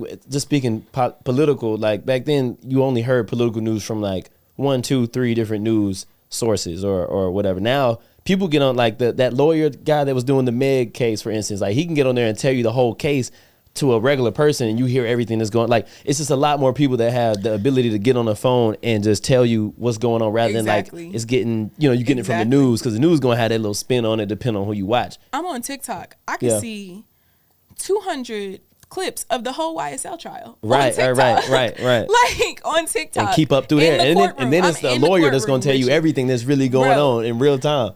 I don't know who recording in the courtroom. I'm in the courtroom. Why would I go read an article? And I can watch a video in the courtroom. Like it's just like it's a change. It's a dying industry. So I think like I know a lot of people that like I started with, like when I was interning with, they went the journalism track. Like they've been laid off, and it's like the, you know, it's just like a dying industry right now when it comes to just being paid. Like Sports Illustrated, they laid off their entire staff. Right. Like, you know, like it's just, you don't really make as much money. That's not really how you make your money these days. Even like Vogue and like all of those, like it's digital covers. Yeah, you know, like you make the digital cover of this. And it's like even when it comes to, and the way it happens with that is like you start losing advertising money, and that's really what upholds you. 100%. So it's like, you know, but speaking of ads, Blow City Hookah Lounge. Shout out Blow City Hookah Lounge. Blow City Hookah Lounge is your premier place to get your drinks food and hookah located in the university area. If you're in the university area and you need some hookah, you want some good food, you want to go out and have a good time, make sure you hit up Blow City Hookah Lounge. And when you do, tell them Sterl sent you. We had to throw that ad in this, and it was right on time. I've never been there. I gotta go. Yeah, well, you should go. What's today? Sunday? We can go out there. It's in university. I did have another portion. Oh, I was gonna say back on that. Before we get off of that, I was gonna say in college, podcasting wasn't even really a thing. I had a podcast in college. I did like 2 episodes. This is 2014, so this is probably like 2016. And I had a little podcast, and I was talking about the Nipsey album. This is before he had passed and everything. I was reviewing the album, but I just think it's so funny now. Like I need to go back and look at the curriculum that they're doing now. I'm pretty sure, and I hope if it's not, that they do have some type of podcast element, or they're teaching them how to pod, or they're teaching them like, because this is the new, content for, like, we was learning, same with probably with you. I was on the school news. I was the anchor. I was doing, like our regular news. I was doing like PR stuff for the school. But they didn't have a podcast element or anything. You've like, always been someone that's just always kind of had some type of venture. Yeah, I will say even that. the clothing brand. And you talking about Diane brand. I was doing that in 2017. Now everybody got a clothing brand. Yeah. You know what I mean? So like, I just be trying to stay current and keep moving with the time. I still got no cat. I'm still doing that too. I got some spring stuff that's coming out, but more exclusive. Like I was dropping all the time. I was doing the t-shirts, and I don't know if you had got a tee from me back in the day. What you had? I did. I had one of my old Sterl tees. I had a tee. It was white. I just found the other day, it was a trucker though. It's brown and it's like a no cap trucker. Oh, yeah, I did yeah, find yeah. that the other day when I was like got here and started going through some stuff I had here in the city. Like man. I saw that the other day. I be trying to stay ahead of the game if I can. Should, you know what I mean? You should. Fuck everybody else. Yeah, 100%. Somebody gonna buy it. Like somebody gonna buy it. Somebody if you got a platform, shit. you got to like. I feel like if you're on social media and you're not making money from, you doing it the wrong way. Like, and that's what I've been saying. Like I'm just like, I will have people all the time like, why didn't you? I'm just like, like it's just. Yeah, the stuff you doing, like you said, that TikTok blowing up. Like I'm on there, I'm doing ads, I'm selling clothes, I'm doing podcasts, I'm playing drums. But everything I do is like to like I post a lot of videos of me playing drums, and somebody hit me, yo, we need a drummer for this, or like what Key was talking about, like he's posting his content doing this. Now somebody hit you to do a documentary. Like all the stuff you post on there should have some type of outcome that outcomes to money or something. You know what I mean? Or you just on there wasting time arguing with celebrities or something. I know. You know what I mean? To realize.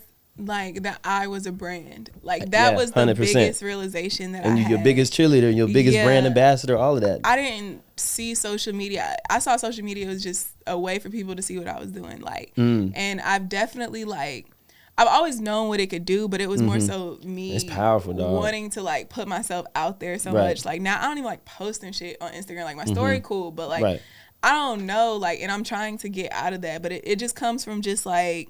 It's just I don't know, like that shit just be like. If you use it for the right thing, like if you posting on there and you posting and you got something after that, like some type of call to action, like you doing something like, this is what I'm doing today, and I could do it for you too for this amount of money. Like I'm doing like you posting, you doing some consulting for somebody at a big whatever you're doing, and I could do it for you too. Like, you just got to have some type of call to action. Like if you just posting a picture and that's the end of it, then that doesn't make sense. Like I'm posting, an outfit, but I'm gonna have on no cap, and then somebody DM say, how can I get that shirt or that hat? Like that's how I look at it. Like, and for some reason, I gotta just start taking shit more seriously. Like you can use it for the right reasons. When you work a job that just kind of like consumes you as a whole, and you just kind of get like. I would say comfortable. You kind of get comfortable. Like I was living in Miami. I kind of just was like, I was good. Like I'm just, I'm cool. Like where you stayed in Brickell?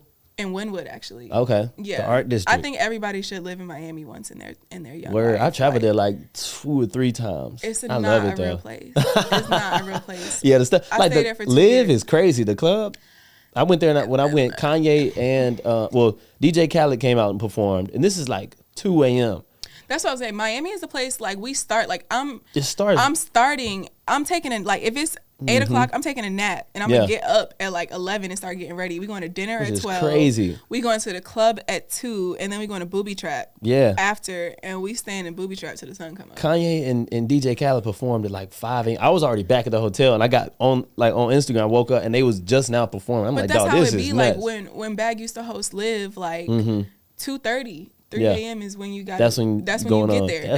That's your call time. Yeah. Like it's not even like if you get there before that, it's like they won't even. You just gonna be sitting there. They're not even gonna hand you the mic yet. Yeah. Because there's nobody in the club yet. Yeah, I went in there and it was this white dude, old white dude. He was a DJ Khaled fan or whatever, and he was up in a little section. He was talking. He was like, "Yo, when does the performers come?" I was like, "Dog, they're not gonna be out here for a minute. You gonna be sitting here." He was there for a real estate conference, but the hotel was the hotel that's connected to it. They were having it there, so he was like, "I'm gonna go see DJ Khaled." So he's in there like 10:30, 11, like thinking he about to see DJ Khaled. I'm like, "Dog, he not coming out till 1, 2. My man's no better. Ain't nobody tell Dog, he ain't know. He was by himself, but he bought us hella drinks and shit. He was cooling, and he had to wait till like 2:30. And like I said, then Kanye and Ty Dolla $ign, they come out to like 4 or 5 a.m. Honestly, Kanye is like one of them people that's just gonna move on his own accord. 100%. But like typically if an artist hosts a club in Miami, it's don't look for them to come no earlier than 2 o'clock. Heck no. No, like it's not gonna happen. And then if it's like a booby trap hosting, that shit not happening until like 3:30, 4 a.m. But that's really when it gets popping. Like if you go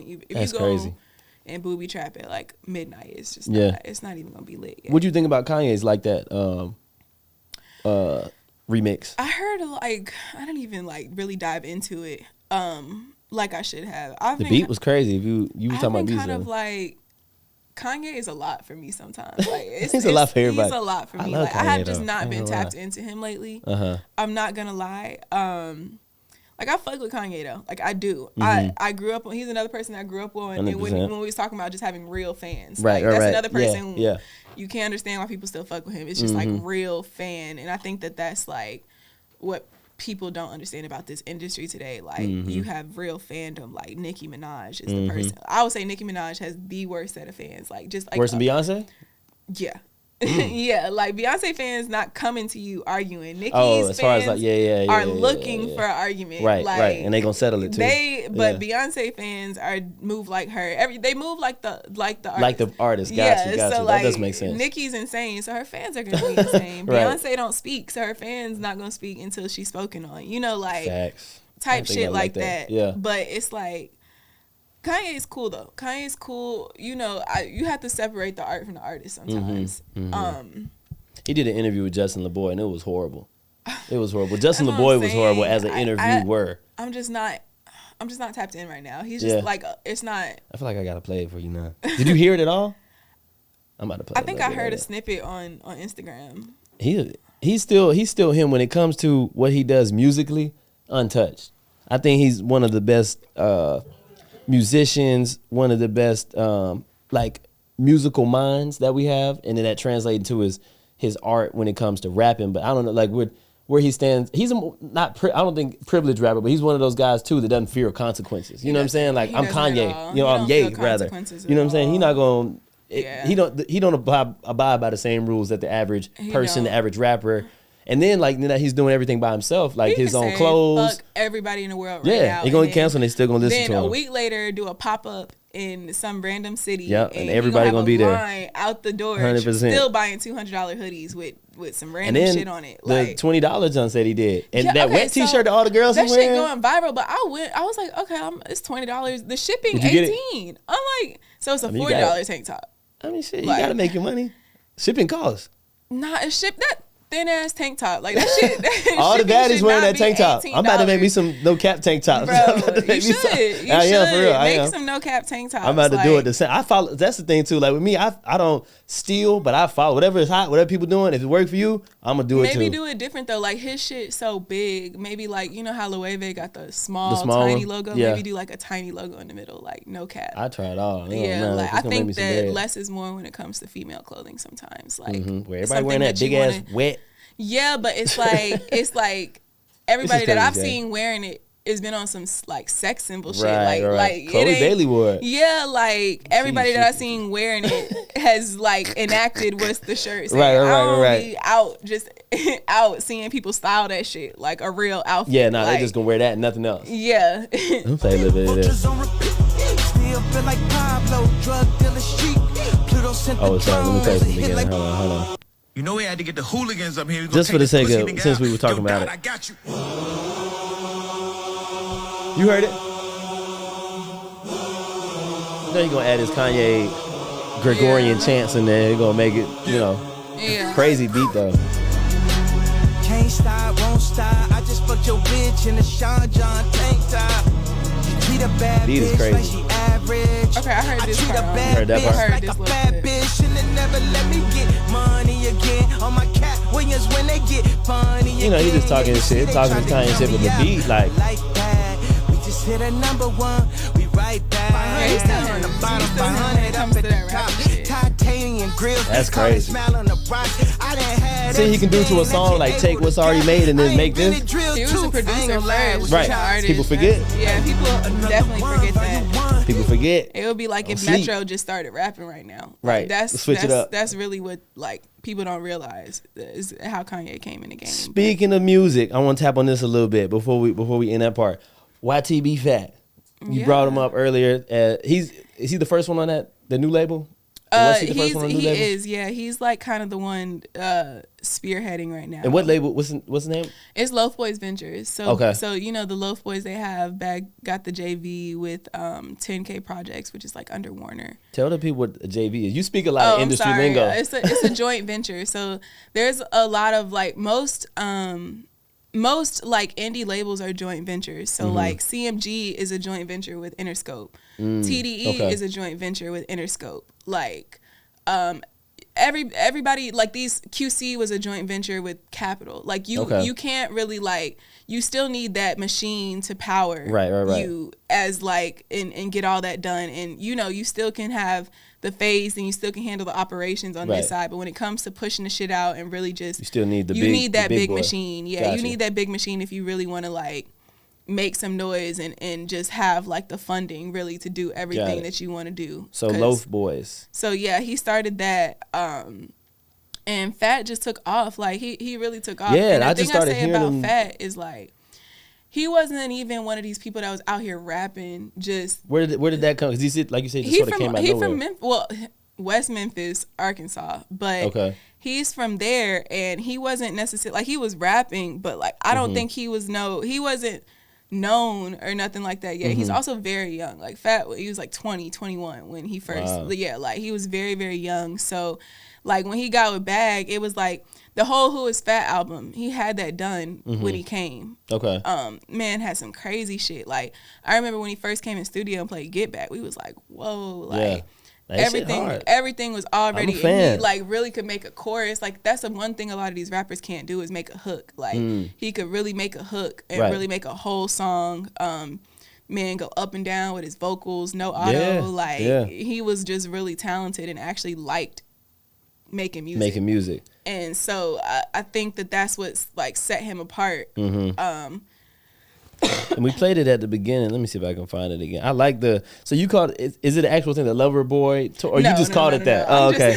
So those songs he's doing like old songs or like love songs and then like remixing them. Let me play one. I like it though. I like it. I'm a fan. I gotta tap back in with like his timeline. Like this one. Yeah, he got that voice. Right. His voice is what really just kind of like lets him just kind of. Yeah. And he's hard. He's hard. Like I remember he came in the studio and a lot of artists like punch in. Nobody really writes, but people will punch in, do like a couple bars, and then leave. That man will go in and make a whole song in one sitting. This is the one I like the most. The one we played at the beginning. The Treat You Right. Yeah, that's my macadamia cookie. She said, Fat, I had my heart at first, but you came and took it. I guess he's a creative. Like it's like when you can just get in the studio and try shit and it work. Yeah. Right. You know you talented. For sure. That's when you know you're talented, when you just start trying shit. That's what I say about even like Sexy Red, like just trying shit. Yeah. And it just hit. And it's the social media portion too. Like you putting these songs out and people using them for reels. You know what I'm saying? People using a lot of those little unreleased songs.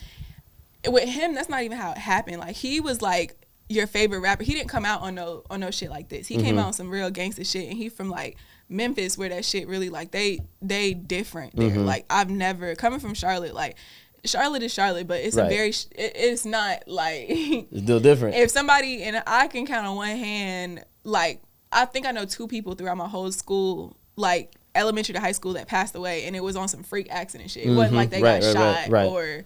You know, like it just, Charlotte is not like that. Right. So I never really Memphis is war zone, like is different. And he just kind of came out like your favorite rapper. Like everybody was tapping in. Like I remember we would post we would drop a video on YouTube. We didn't drop on DSPs until like June, and when I was Get Back, but dropped I Told You That on YouTube in January. And within 3 weeks, we started seeing just captions, like people using that shit for captions. Then we would drop another one, Don't Crash. And like I told you, he had the tape done. So we started seeing so many leaks. Like we started seeing like just so much of the demand for his music was crazy. Yeah. It was insane. Like it was like people thought he came out of nowhere, which he kind of did, but it was like the demand for his music was crazy. So we just started like putting it out, and we knew Get Back was gonna be the one. Like we definitely did know that, because when we heard it in the studio, all of us was like, "Sheesh!" Like just the one. That hook, So that's what's up. Yeah, he came to Charlotte and rock shit, but Charlotte. They fuck with him. What was I gonna ask you about? Aside from the music shit, we'll step away from music for a second, because I forgot to do this on my last segment. So I like to do this portion, right? And I haven't named it, give flowers or something like that. I haven't figured it out yet. But this is just a portion. If you had to give flowers to somebody that you don't give flowers to often, or you don't talk to often, but like had an integral part, whether in your career life, your regular life, college, whatever, somebody you just want to give flowers to, and just give them a little appreciation and love, and put it out there, and say like, I appreciate you for what you did. Who would that be for you if you had to? Probably my older brother. Okay. Probably my older brother. Like, I didn't even know you had how many? I got 2 older brothers. You're youngest? Yeah, I am. Okay. I got 2 older brothers. But like my older brother growing up, he's 13 years older than me, so he was but he was in the industry from the jump. Like he was like Foxy Brown's publicist and like Remy Ma's publicist. Is that what got you into the? Yeah. Oh, okay. So like he was exposing me to it at a young age. I would go like in high school for spring break. He was working for Adidas, and he would do an event with like some big artist, and I'm going to New York doing that for spring break instead of like in high school and shit like that. So he's always just kind of like pushed me to not be average and to not settle, and that's mindset has kind of just always made me just shoot for the stars and know it's possible, and know even if I fall, like I'm gonna get back up type shit. So is he still in that? Yeah, he is. He's kind of left like the music side now, but he does PR a lot. He works for Tinder. He's like their head of like global whatever. But he's just been an integral part of my life for sure. So I have to definitely give him his flowers. That's what's up. Where my claps at? We'll clap it up for bro. I gotta give him his flowers. We give him claps for that. That's what's up. That's what's up. Sometimes we don't get to do it often, so you know what I'm saying? Y'all still close? No, we're hella close. Okay, we're hella close. We talk every single day. But yeah, we hella close. Yeah, but that has been something that I've had to like work back and get into. Like I was saying, during that time period. But he probably understood that though. He definitely understood it. He definitely understood, but it was more so just like, he comes from an older brother standpoint. Right. Like he want to make sure you're good. Yeah. So yeah. That's what's up. Yeah. Well, I'm glad you was able to give him his flowers. Well deserving. You? Me? Who might be? I did it last. Let me think who I want to do for this one. Let me see. I want to give flowers to. Can I give flowers to my guy Key? I'll give flowers to my guy Key, because I know it's fun, but like no. Yeah. This is so, and I got to give it on this one especially, because usually, like I said, I'm in here doing this by myself. Yeah. Not like I'm running behind this table to that one. I'm doing sound. I'm doing whatever. So I called him and I was like, "Yo, I'm shooting, but I need some help." Like, and we can geek out on the nerd shit, like with the camera stuff. But we know each other since church days, way back. His sister and his family, they know my family, etc. But he's a beast in what he does. You know what I mean? So I've been watching. I think we both watch each other probably like, just to see what you got going on. Then I saw him at State, and I saw him working with, tell me the name? Jarvis. Yeah. And the college thing that they're doing, and I love what they're doing. So we tapped in there. Of course, small talk, he was working. But when I called, was that last night? And I called last night. It was quick turnaround. Like some people, you can call and they gonna be there for you. Like this probably wouldn't have happened. Like when you hit me last week, I was trying to make arrangements and figure stuff out. But we got on the phone, we chopped it up about what I need. And he was like, bro, I got this, I got that. We'll do everything. Bring your stuff. We'll collaborate. So definitely appreciate you, bro, for being here and doing this. Cause you got a life, you got a family, you got a daughter. Like Nobody can do it on their own. Yeah, for real. And I figured that out. Like I've been an entrepreneur doing, I do the clothing brand by myself, start to finish, the marketing, the fulfillment, the shipping, and it's cool, but it's wear and tear. Like it don't ever stop. Wear and tear. And Same thing with this. Just like one, you start realizing like how you may have like your one side, everything. You gotta always. You look at it from one perspective, right? You gotta always have different points of view. For sure. But literally with a camera, I'm like, dog, what you think? What do we need to do? Like what you see on your side? Because I enjoy what you do and like your stuff and how it looks, and you know what I'm saying. So it's good to have someone you can talk. You were talking about you couldn't talk about what you were doing with a lot of people because they don't understand it. Like when we talk about camera stuff, we can talk that language and we understand what's going on. So I mean, we was on the phone for about maybe 20 minutes, said what we gonna do, and then boom, we here doing it. So I'm a man of action, so I like. Having someone I can chat with and like, we doing this, we here at 5, he hears me, I'm gonna be there early, I'm here too, boom, and he was here.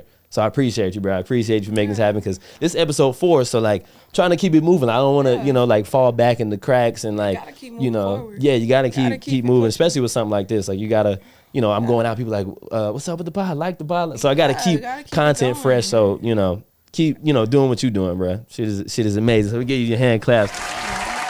Kids in the building. What we talking about? Yeah, man. Yeah. Anything else we didn't touch that you wanted what you want to hit on? Nah, I think there's not much industry news going on, and other than that CB and Quavo and Drake and all that good stuff. And it's not. It's everybody's just going out on tour. Everybody's just doing them. What you got planned for spring, like springtime and summertime? What you got planned? Trips? You got anything coming up? Yeah, I have a couple trips. Turks in July, but I have trying to go to Europe for 2 weeks, but it's just really hard to carve out. Like I just can't go over there without staying for like a long amount of time. Like I've went over there twice for like 3 times for 3 days periods, and it's just too much wear and tear. Like you want, and it's a hell of time difference too, right? Yeah, like I want to explore everything. Like I remember I went to London for like 2 days and came back. Like I want to just go like experience that. So I'm trying to carve that out now. Yeah. But I'm just living right now. Like I'm definitely Are you here? living. No, not to put your business out. No. I'm not here. Okay. But I'm in LA, but like I've been here kind of soaking this in. Like that's what's up. LA, like I love it so much. But it comes a period where you really just need to like think about you and focus on you. And sometimes your setting needs to match that. Like sometimes you need to be somewhere where it just kind of like so that's why I've been retreating. Might get pulled into business out there in LA. Like you out there, somebody's gonna call you to come do some work. Like, that's a good thing. It's just more so like it's always something to do. I'm always going. Like it's always somebody in town hitting me like gotcha. This, like, and while I love it, I've literally been like outside doing everything I ever want to do for like 3 years. So I just it's time to dial it back a bit. You feel like? It's for time. Sure. It's time. Like, well, good. I'm glad you got your time. I'm glad this was one of your stops for you to get your peace and zen and Charlotte, space going on. Thanks for having me. Yeah, you come sit at the Sterling Jones podcast. You're a friend of the show. Anytime you want to come through, anytime you're in town like you did, just hit me, let me know. We can appreciate it. Do I something. don't think I'm gonna have too much more to say after this. You might though. These next ventures is coming up. We want to hear like how it's going, like how the consulting is going. We'll see if I open up and talk about it. Yeah, I'm gonna be watching your socials now. I'm gonna be watching to see how we monetizing the socials and your brand and yourself. Yeah, all that good stuff. You'll have some stuff to come up. It's always something going on. I definitely I'm gonna have stories for days for my kids, but like for sure. I really appreciate you. Nah, I appreciate having me today. Huh? For having me today. Oh nah, this was fun. I haven't potted all month, so I just been watching everything like, I want to get behind the mic and talk my shit. And then now we don't got nothing to talk, like all that beef was going on. But I know. You know what I mean? But it's cool to talk about it now because we would just I would have said, oh, this came out, then this came out. So we can talk about it looking at it from where it's at now. I know. It seems like everything's cool now. Sports? I watch sports. Yeah, I'm not like a huge sports guy. I'm a Panther fan. We suck, but we got a good draft. You know what I'm saying? We got a good draft pick. I'm a Hornets fan. We? Yeah. What's the dog name in South Carolina we just got? I forgot. Javel. Yeah, Robertson. We got a good pick. Okay. So I've been, I'm waiting for that. Talks of sports too. JJ Redick is in talks of being head coach for the Hornets, which is going to be interesting. I would like that. I really think that would be good for the city. Him going to Duke, I think that'd be dope. And he's smart too. Like him on LeBron's podcast. He's I watched another the level first of smart. episode of that. I did watch the first episode of that. I've growing up in North Carolina, you kind of got to choose one. Like Duke or Carolina. Yeah, I was UNC, but like you can't. I was a Duke fan. Really? I was the biggest Duke fan growing up. What? And I told you I wanted to be a reporter too. Like, I was into sports to the point where I would know like the high school players' stat line before they came in. Like, you got to get up with Cam. Cam is my homeboy like Cam. No more. Oh, okay. I was about to say Cam is big with sports. Now I'll tune in. Like I think the playoffs is on NBA. Like, yeah. And then March Madness. Like I didn't watch none of that. I watched the women's. Okay. But yeah. But now I'm not on that no more. But like back then I was on it heavy. Right. So like JJ Redick, I was a fan. Yeah, I was definitely a fan of him. He was a force. So yeah. I'm a LeBron fan though. So I'm watching Lakers. They disappoint me every time. I don't think we're gonna make it. You think he's about to retire soon? Probably. I mean, he definitely can keep going. I saw he said he wanted to play with his son. Right. I know his son like declared. Yeah, I don't think his son is ready for the NBA though, to be honest. But if ready, LeBron dog. be like, next year's my last year playing and I want to play with my son, what the Lakers gonna do? They gonna put him on. They gonna put him on. But I think he needs some more time to develop. Like if you got time in college. Did he even play the whole season? He like had a heart. He averaged like 3 points or something like that. Like didn't he have like a heart condition or something? He like I don't even think he played the whole season. Like, I don't think he's ready for the pros yet. Period. I don't think he's ready for the pros. But for him to declare, something tells me that all the young niggas thinking they ready to like go into Portland and like get traded or go pro. Like I feel like if you need to like be in the trenches a little bit more and build your skills up. Like LeBron, of course, was a force. Like you didn't even need college. I think Bronny needs to stay in college a little bit longer. I didn't watch. I just know I saw because I saw he had like a heart thing. I saw he was like out for a minute. And then I saw next thing I saw was him declaring for the draft. I'm like, oh shit. Yeah. Like, so, I don't think it's dog time yet. I can't speak on shit I don't know about. Like, I can't even act like Panther games though. We'll see what the Panthers do this year. Had big hopes last year, disappointed, but hopefully we can do something this year, sports wise. But other than that, I got some trips coming up. Supposed to do Tulum in July. I want to see Bryson Tiller in New York in I think it's June. I think it's like June 3rd. Okay. Yeah, I think he's going to Raleigh or Durham though. Okay. But I want to go to New York. They say New York in the spring, summertime is New York is dope. Such a vibe. I just went last weekend. I had the time of my life. I went to the fight and stuff. Oh, you went to the fight? Yeah, it was lit. That was lit. I didn't expect that to happen. Like, I didn't. Big money. I didn't expect him to get knocked out. Like, you just cast. I went to the fight. Everybody couldn't go to the fight. Everybody couldn't go. But that's what I mean. I just be moving around. Like that's what I mean when I say like I be doing shit on a day-to-day basis that like I really should like capitalize on. With, but it's just the fight was interesting, man. Obviously, everybody thought Ryan was out of here crazy, but. Dog really went in there. I didn't know you could bet on yourself, and it makes sense. In boxing, you can. It makes sense because why would you bet? Like of course you want to win. Like of course it's an incentive, but it's just like in other sports, like if I don't know. I guess it's just you can't do it in the NBA because you can determine like how many. I give maybe 2 to 3 years for this whole gambling thing before it just hits like a ceiling. It's gonna go too crazy. It's just gonna be too like. And I saw that dude just got banned from the NBA for like they had to make an example out of him. I feel like because it's like everybody would be doing it's too uncontrollable right now. It's too like anybody can bet right from the like it's just too uncontrollable right now. So I give all of that 2 to 3 years before there's like a big reckoning in that or some gambling. Limits like it's something that's it's gonna out of happen control already. Like, it's something that's gonna happen that's just gonna make it like uncontrollable because like I saw ESPN is coming out with a betting app. Like it's just about to be like Billboard was talking about like an app where you can kind of bet on what position an artist or a song is going to be in on the top 100. It's going to be like we said, like podcasting and clothing brands. It's going to be one of those things that everybody jump on, then it's going to fall out. But the difference with this is you playing with people's money. Facts. Well, they're playing with their own money. Playing with their own money, but somebody got to pay them. Yeah, like I really think that is going to like end bad, and I'm here to watch and sit back. Motherfuckers always find a loophole too. They're going to figure out some way to... like to do betting on themselves or whatever. People gonna figure out a way to make more money off the shit. Yeah. Like, it's gonna but be like, the fight was lit. Like that was like the definition of like like bring your baddest bitch out. Like that shit. Really? Was, yeah. Like the baddies was outside. It was like bring your baddest bitch out. Like that was the definition of bring your baddest bitch out. Like that place was like swarming. Yeah. Yeah, and when he got knocked out, like nobody, I didn't expect. What was the vibe in there? What was the man? I'll show you a video on camera, but like it was like crazy. Like really? When he got knocked, everybody was like, because nobody expected him. Oh shit, nobody expected him to like not only land a hit, but for him to fall multiple times. But that first time he fell, it was like the whole arena was like, oh shit. Yeah. And then he kept going. Like he did not pick back up. Like from the first he was off the rocker after that. The first like round. Yeah. Like I don't think Devin ever had like an upper hand, in my opinion. I don't judge boxing.